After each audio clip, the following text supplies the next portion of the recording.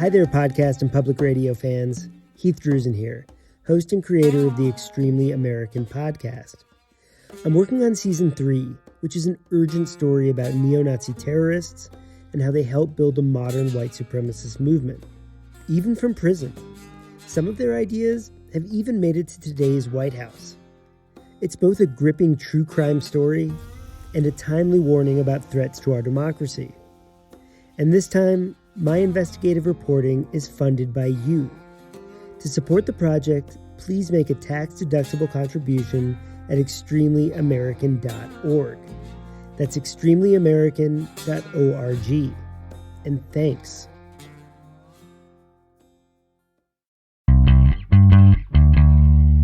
From the studios of Boise State Public Radio News, I'm Samantha Wright filling in for Gemma Gaudette, and it's Idaho Matters. Okay, if you told me when I woke up this morning I would be talking to the daughter of Batman today, I would not have believed you. Nina Tooley is here. She's the daughter of Adam West, perhaps best known as Batman in the TV series 60 years ago. And along with more than almost 50 movie credits, including some spaghetti westerns, West was a prodigious voiceover actor. Many people knew him as simply Adam West on The Simpsons or the mayor on Family Guy.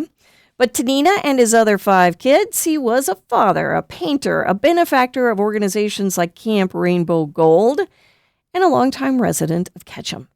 The Sun Valley Museum of Art will open their new exhibit later this month. It's called Bright Night, The Life and Legacy of Adam West, and it's designed around the 60th anniversary of the Batman TV series. And here with more are Adam's daughter Nina and Courtney Gilbert, curator and assistant director of the museum. Welcome to the show. Thanks for being here today, both of you. Thanks so much for having us. Thank you. It's great to be here. Okay, Courtney, I want to start with you. Why Batman? Why are you doing an exhibit about Batman? Yeah, well, so I've lived here for 20 years, and when I first moved here, Adam West was, a local legend and a beloved resident of the town. So I certainly knew a lot about his time here in Idaho, and I had grown up on reruns of Batman at 4 p.m. every day after school with my babysitters growing up in Detroit. So for me, it was like an essential part of my childhood, the TV show. But it was actually Nina and her sister Jill who came to me. I've known Jill for a really long time, came to me, I guess about 6 months ago, or maybe a little bit longer, with the idea for the exhibition.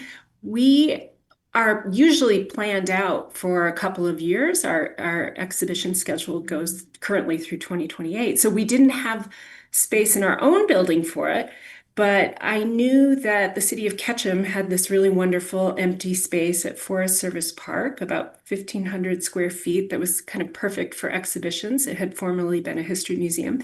And so I approached the city, and they were super excited about the possibility of celebrating Adam West's life and his legacy and Batman this summer. And so all of us kind of have been working on this together. And I think it's just a great opportunity for the community to participate in this kind of joyous event together. Okay, Nina, tell us about your dad. I think everybody knew him as Batman, but I'm guessing to you he was Dad, right? Yeah. And first, I just want to say how grateful I am to the museum and to the city of Ketchum. And we just dropped this idea on them about 6 months ago, and they've made it happen. So I'm so grateful to our community. It's just wonderful. Yeah. So people are surprised to hear that I did not grow up watching Batman. I actually came along quite a bit after the show, and I lived with him, right? So my dad was an extraordinary human. He had the best sense of humor. He was warm, funny, down to earth, very spontaneous. So he was just a really fun dad. He also worked really, really hard. He was gone a lot traveling. When we moved here to Ketchum in 1986, he had to get on that tiny plane and fly through a blizzard and to go to Los Angeles or the East Coast for work. So every moment I had at home was really special with him, and he made it a lot of fun. So I feel very lucky to have had him as my dad. Okay, and Nina, is it true that he grew up in Walla Walla, Washington? Did I read that right? Yes, he did. He grew up on his father was a wheat rancher, and so were his grandparents. So going way back to the mid 1800s, and he grew up on a wheat ranch there, just riding horses and feeding pigs and on the combine. So yeah, he's always been that down to earth guy. He never he always held on to that piece of himself.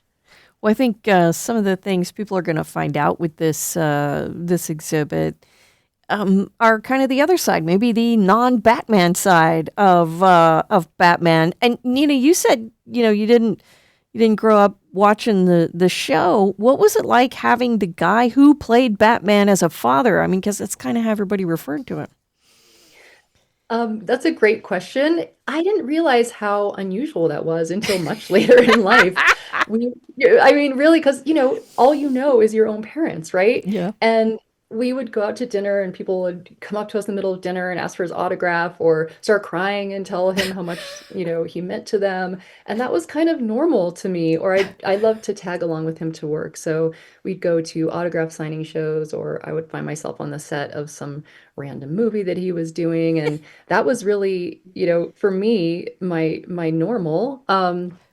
And yeah, so that's, I don't know how to describe it other than, it was a very, I guess, unusual bringing, but we also had, our family is kind of like a Brady Bunch style family. I have five siblings, and we are a very close family. So I think that piece of it is very relatable, always there for dinner, for holidays, very, very close. And he was truly a family man. I think that was one quality that he had that I'd love for people to know about him because his family meant everything. And so, yeah, that was kind of what it was growing up with him. Wow. And you mentioned movies. And when I was looking this up, I mean, people don't think about it, but he did almost 50 movies, right? Yeah, he had a very prolific career. One thing, so we're very grateful for the opportunity to kind of show people the career that he had before Batman and then also afterwards, starting with his very early career in Hawaii. He co-hosted a show with a chimpanzee named Peaches, Oh my and then gosh. he was discovered by a Hollywood agent there. He also did a lot of theater, so that's where he was discovered. Then he signed to Warner Brothers, and he did a whole slew of spaghetti westerns, and they called them spaghetti westerns because they were filmed in Italy.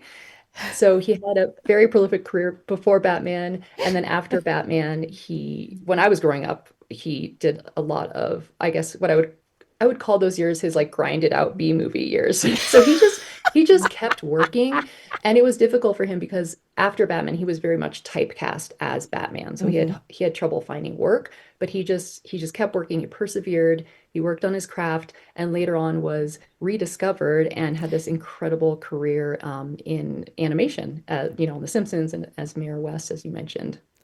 Wow. Yeah. Family Guy, The Simpsons. I think a lot of people, maybe who didn't know him as well as Batman, knew him from that. Okay, Courtney, like you said, you've been working a lot with the family for this exhibit. What are people going to see? It's not going to open until June 30th, but what are people going to see when it opens? We are taking advantage of every square inch of wall space in the building. So they'll walk in and learn about Adam West's early life. Nina's family has amazing photos of uh, of Adam growing up on the ranch in Walla Walla. We've got photos from Hawaii, from his work on Westerns. And then I think we're going to have close to 50 photographs that were made on the set of Batman, either stills or sort of behind the scenes production shots. So you get to see like how they created the shark scene or how they created water in this, dry studio. Lots of images of the villains that Batman had to fight against with Robin. And I think one thing people who aren't that familiar with the show may not know is that being on the show was such a like the hot commodity among actors in Hollywood at the time that all these major stars wanted cameos as villains. So you had Burgess Meredith and um, Sid Caesar. Anne Margaret was in an episode. Amazing women playing Catwomen. And so there are fabulous photos of all of these guest actors, along with Adam West and his and Robin. And then also towards the end of Adam's life, he's devoted a lot of his time to painting. And so he made these really wonderful, kind of surrealist almost paintings of almost every villain who was ever on the episode or on any episode of Batman. And we'll have probably about 20 of those. He was incredibly prolific as an artist and really talented and creative. So I think it'll be fun for people to see that side of his career. We'll have episodes of the show streaming that people can watch and enjoy. And also, Nina's family has worked to put together a couple of spots for people to take photographs, including the library with the bat poles and a city building they can pretend to pull themselves up on with a rope. So it'll be, a very interactive opportunity. We'll have some maker space with mask making and other activities. And then some of the images, animation cells and other images from his later voiceover work. Wow. Okay. And I should say that you've given us a few of the pictures, including Batman being unmasked. And we're going to put those on our website. It's boisestatepublicradio.org, and one from his early years in Walla Walla. But I want to get back to the painting. Nina, when I read that that your father was a painter, because I had no idea, I didn't know that he was painting pictures of the villains from Batman. Is that true?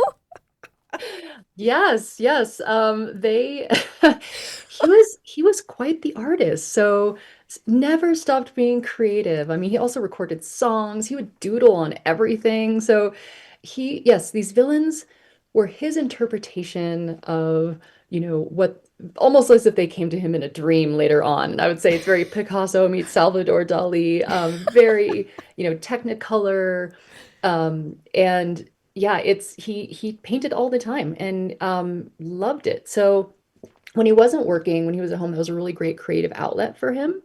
And we're really excited to share his paintings with the audience. One of the fun things about the paintings is that there are a lot of villains. Even as somebody who grew up on the TV series, I didn't remember, like Louis the Lilac and the Bookworm, who had a reading light that hung on his hat, and all these, fabulous inventive characters that Adam really brought to life in his paintings. Okay, I got about 2 minutes left. Nina, what are you hoping people took away from this exhibit about your dad? I am so glad you asked that. Thank you. I hope that get to know him as a whole human, his life and his career. That's something we really wanted to share with the world. And we really want people to walk away feeling joy, feeling happiness. And, and this is really important to my dad whenever people would either watch Batman or meet him in person. Batman is a superhero with no superpowers. So for people to walk away thinking, I could be Batman too. We just want to make their day better and kind of bring all of this back to life and honor his life and legacy. So, wow. Okay. Well, this has been great fun. I want to thank the both of you because, like I said, it's a lot of fun. We've been speaking with Nina Tooley. She's the daughter of Adam West, and Courtney Gilbert, curator and assistant director of the Sun Valley Museum of Art, about their new exhibit called Bright Night, The Life and Legacy of Adam West. Now, it opens at the museum June 30th, and there's a lot more than just the exhibit. There are several events planned around this, and we're going to put a link to those on our website. Check it out, boisestatepublicradio.org. Thanks so much for listening to this episode of Idaho Matters. And for quick news of the day, start your mornings with our podcast. It's called The Connector, Idaho Daily News.